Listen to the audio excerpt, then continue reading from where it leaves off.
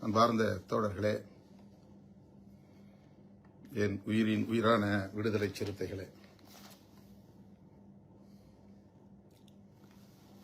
அனைவருக்கும் வணக்கம். நடைபெறவுள்ள இந்த சட்டப்பேரவை பொதுத் தேர்தலில் மதசார்பற்ற முற்போக்கு கூட்டணியில் அங்கம் வகிக்கும் விடுதலை சிறுத்தைகள் கட்சி 8 இடங்களில் போட்டியிடுகிறது. இது தொடர்பாக 234 தொகுதிகளில் இருந்தும் இயக்கத் தோழர்கள் 2000க்கும் மேற்பட்ட விருப்ப மனுக்களை தாக்கல் செய்தார்கள்.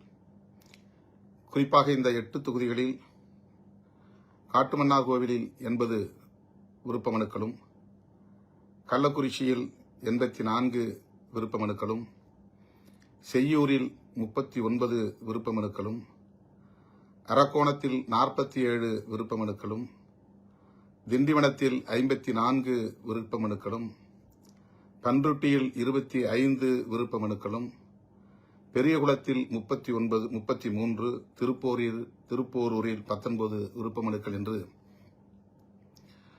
தோழர்கள் ஏராளமாக விருப்ப மனுக்களை அளித்திருக்கிறார்கள்.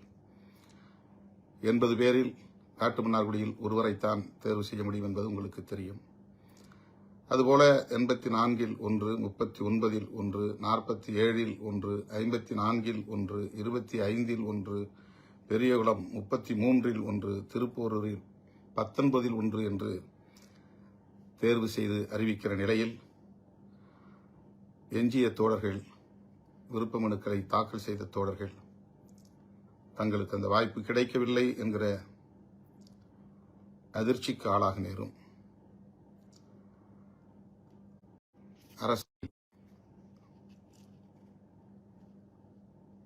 எதிர்கொண்டாக வேண்டும் என்கிற ஒரு அரசியல் ஒவ்வொரு கட்சியிலும் நிலவுகிற ஒரு அரசியல்தான்.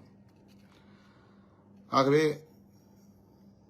தேர்வு செய்யப்படுகிற தோழர்கள் மட்டும்தான் தகுதி பெற்றவர்கள், மற்றவர்கள் தகுதியற்றவர்கள் என்ற பொருளில் அல்ல.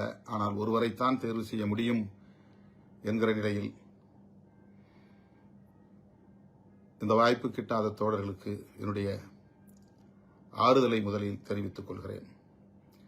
அதனால்தான் உயர்நிலைக் குழுவிலே நான் சொன்னேன், இப்படி தேர்வு செய்யக்கூடிய ஒரு நிலை கட்சி தலைவருக்கு இருக்கக்கூடாது. கட்சியின் மாவட்ட நிர்வாகக் குழுவில் வேட்பாளரை தேர்வு செய்து அனுப்ப வேண்டும். மாநில நிர்வாகக் குழு அதை ஆய்வு செய்ய வேண்டும். அதன் பின்னர் இறுதி முடிவெடுக்க வேண்டும் என்கிற ஒரு அணுகுமுறையை, ஒரு மெக்கானிசத்தை கம்யூனிஸ்ட் கட்சிகள் கையாண்டு வருகின்றன. இனிவரும் காலங்களில் வேட்பாளர்களை தேர்வு செய்கிற பொறுப்பு அந்தந்த மாவட்டங்களை சார்ந்த நிர்வாகிகளுக்கே இருக்க வேண்டும் என்பதை நான் வலியுறுத்த விரும்புகிறேன். அப்படித்தான் இனி நடைமுறைப்படுத்தப் போகிறோம் என்பதையும் தெரிவித்துக் கொள்கிறேன். இதுதான் நானே வேட்பாளரை தேர்வு செய்கிற கடைசி தேர்தல் என்பதை வலியோடு நான் தெரிவித்துக் கொள்ள விரும்புகிறேன். இந்த தேர்தலில் நாம் எதிர்கொள்ளவிருக்கிற நெருக்கடிகள், வலதுசாரிகள் இங்கே வலுப்பெற்றுவிடக் கூடாது என்பதுதான்.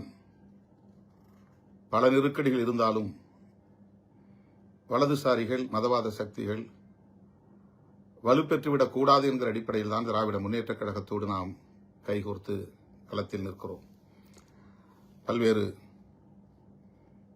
வருத்தங்கள் நமக்கு இருந்தாலும் கூட, அதாவது நிறைய கூடுதல் தொகுதிகளை கேட்டு பெற முடியவில்லை என்கிற வருத்தம், குறிப்பாக அரூர் தொகுதியை கேட்டு பெற முடியவில்லை என்கிற வருத்தம். அதற்காக நான் அரூர் தொகுதியை சார்ந்த தோழர்களுக்கு, தருமபுரி மாவட்டத்தை சார்ந்த தோழர்களுக்கு எனது வருத்தத்தை தெரிவித்துக் கொள்கிறேன். இன்னும் பல வருத்தங்கள், வழிகள் நமக்கு உண்டுதான். இதுதான் தேர்தல் அரசியல். இந்த தேர்தல் அரசியலை நாம் எதிர்கொண்டாக வேண்டும். நெருக்கடிகளை கடந்து சென்றாக வேண்டும். இன்னும் நாம் ஒரு மகத்தான அரசியல் சக்தி என்பதை உறுதி செய்தாக வேண்டும் என்கிற பொறுப்புணர்வோடு இந்த தேர்தல் களத்தில் நாம் களமிறங்க இருக்கிறோம். இந்த நிலையில் ஒரு நீண்ட நெடிய உளவியல் போராட்டங்களுக்கு பின்னர் பலரோடும் கலந்தாய்வு செய்த நிலையில் நம்முடைய கூட்டணி கட்சி, நம்முடைய முன்னணி தோழர்கள், இந்த தொகுதியை சார்ந்த திமுகவின் முன்னணி பொறுப்பாளர்கள் என்று பலருடைய உளநிலையை அறிந்து, தற்போது நிலவுகிற தமிழக அரசியல் சூழலை அறிந்து, எதிர்காலத்தில் தமிழ்நாட்டு அரசியலை எவ்வாறு நாம் வழிநடத்த இருக்கிறோம், நம்முடைய கட்சியை எப்படி வலுப்படுத்த இருக்கிறோம் என்பதையெல்லாம் கணக்கில் கொண்டு நான் இந்த வேட்பாளர் பட்டியலை அறிவிக்க இருக்கிறேன். வழக்கம் போல தோழர்கள், குறிப்பாக விருப்பமனு செலுத்தி ஆர்வத்தோடு காத்திருக்கிற தோழர்களில் பலர் தங்களுக்கு இந்த வாய்ப்பு கிட்டவில்லை என்கிற வருத்தம் இருக்கும். அந்த வருத்தத்தை எண்ணி நான் வேதனையோடு உங்கள் உணர்வுகளை மதிக்கிறவன் என்கிற அந்த பொறுப்புணர்வோடு இந்த பட்டியலை நான் முன்வைக்கிறேன்.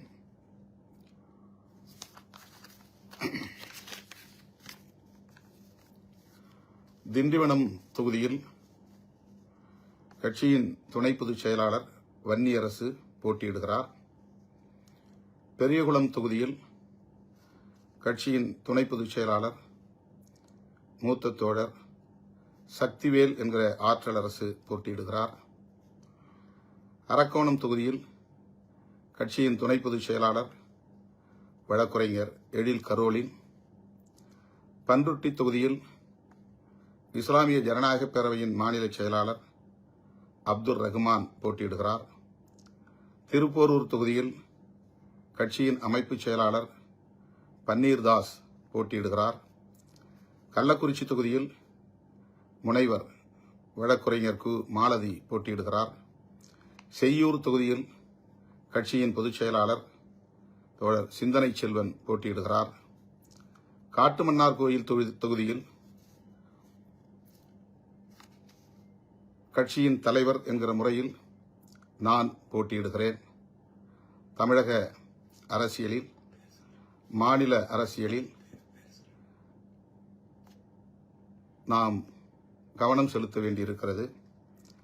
இந்த சட்டமன்ற பொதுத் தேர்தலுக்கு பிறகு தமிழ்நாட்டு அரசியல் சூழல் வெகுவாக மாற இருக்கிறது. இந்த நிலையில் காட்டுமன்னார் கோவிலில் நான் வேட்பாளராக போட்டியிடுகிறேன். காட்டுமன்னார் கோவிலில் தொல் திருமாவளவன், பெரியகுளத்தில் சக்திவேல் என்கிற ஆற்றல் அரசு, திண்டிவனத்தில் வன்னி அரசு, அரக்கோணத்தில் வழக்குரைஞர் எழில் கரோலின், பன்ருட்டியில் அப்துல் ரஹ்மான், திருப்போரூரில் பன்னீர்தாஸ், கள்ளக்குறிச்சியில் கு மாலதி, செய்யூரில் சிந்தனை செல்வன், காட்டுமன்னார் கோவிலில் தொல் திருமாவளவன். இந்த வேட்பாளர்களுக்கு இயக்கத் தோழர்கள் முழுமையான ஒத்துழைப்பை நல்கி அவர்களின் வெற்றிக்கு பாடாற்ற வேண்டும். 8க்கு 8 நாம் வெற்றி பெற வேண்டும். 100க்கு 100 நாம் வெற்றி பெற வேண்டும். தமிழ்நாட்டு அரசியலின் திசை வழியை தீர்மானிக்கிற ஒரு மாபெரும் அரசியல் சக்தியாக நாம் மீண்டும் வலுப்பெற வேண்டும்.